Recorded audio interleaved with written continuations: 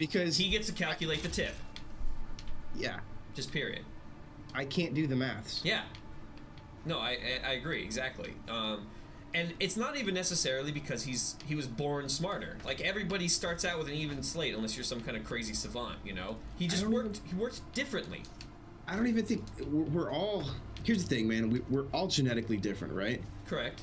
So we all Especially have... those ones that are, you know what I'm talking about? You know the ones I'm talking about. Mutants? Oh, yeah. Charles Xavier's School for Gifted Children's? No, I'm not talking about the Chinese. You're right. Go on. Oh, okay, good. Totally got waylaid, man. I don't even remember what we were talking about. We're all different. You're not. Oh no, I think it's nature and nurture, right? Like you have a nature genetically that we certain proclivity, because you see it in some places where whole family are artists or actors or something, but that's also nurture too, because if they grow up around something, so you don't know, but I'm sure it's a combination of the two. Yeah. But that being said, nobody is fucking equal, because it's just not a thing. Yeah, but I mean, I don't like that monster, by the way. Oh, you don't like Pinky? He's cute. That's all he does is just slam into the wall and then just got shoot him in the butt. I think he's kind of cute. He has very bad peripheral vision. He does. Just shit. Hell's battering ram. Yeah. Oh shit, he turned around. Got him. Oh shit. Yeah, they're hard to keep track of.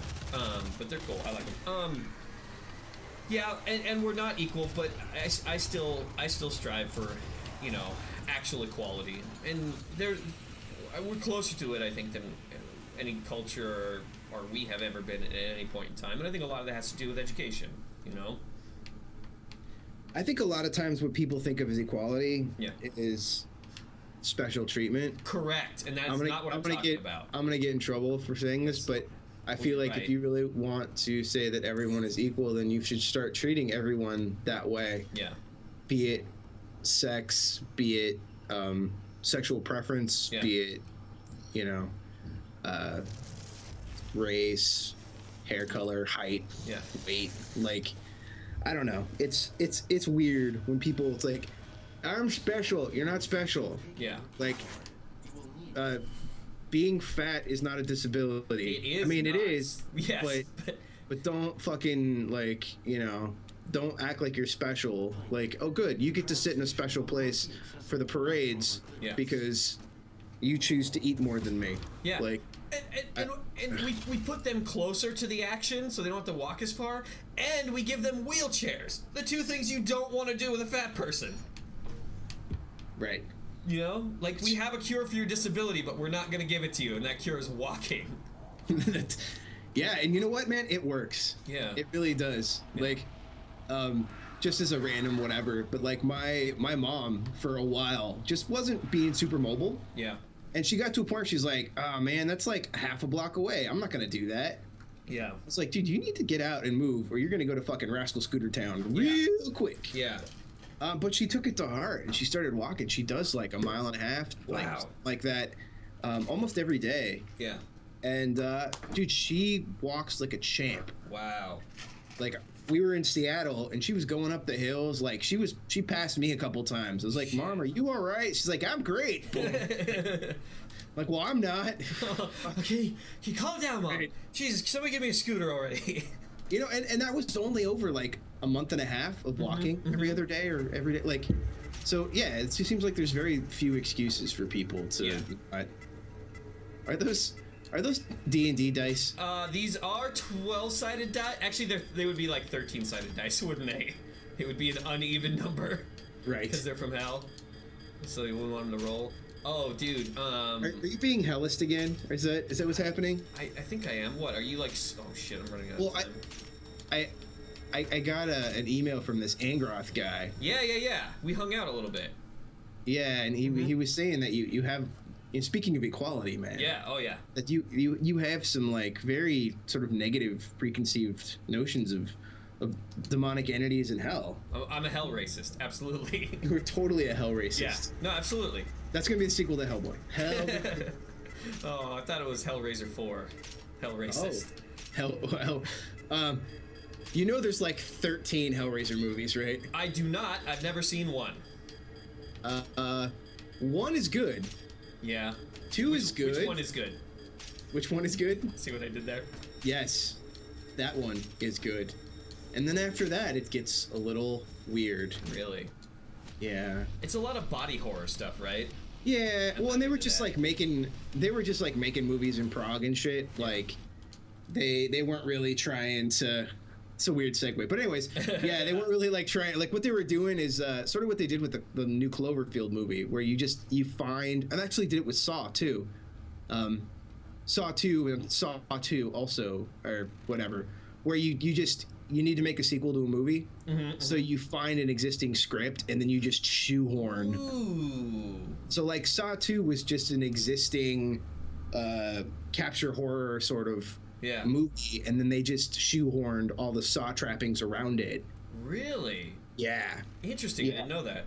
I mean, those movies don't have great writing to begin with, so. No, it's guy and a thing, but that one was like in a house, and there was some stuff like that one was. But yeah, anyways, that was the deal. Like, so a lot of movies do that, and I think the new Cloverfield was also like that. It was just an existing movie, and they're like, this would really work as a Cloverfield, which I did not see, but that same idea. So the Hellraisers, they were doing that for a while. They would just get a modestly decent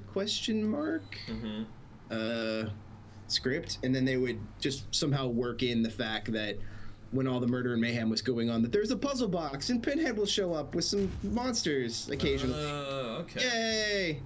And they were terrible. Fucking terrible. They're remaking it though. Really? So, yeah, I believe. Are you on board? Do you think that who's in charge of it, do they fill you with confidence?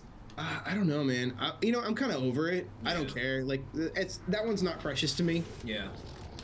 Like, I obviously enjoy the first one, and Clive Barker's the man. So when it comes to that stuff, but I would much rather see a Tortured Souls movie. What's Tortured Souls? It's a line of toys that Clive Barker and McFarlane did, like back in the '90s. Really? Yeah, you should look those up, man. They're sick. Like hooks in face kind of shit. Yeah, it's like he basically took the Cenobite idea and just like turned it up to 100. Yeah. Like very, very creepy, gross. Just lots of hooks and metal contraptions and pulled skin and disgustingness. And it was in development at Universal for quite a few years. Really? Yeah, they were talking about, and this is like probably late 90s or whatever, early 2000s, when Clive Barker had a relationship with Universal. He was doing mazes for Horror Nights and stuff. Yeah. But never really came to fruition, which is unfortunate.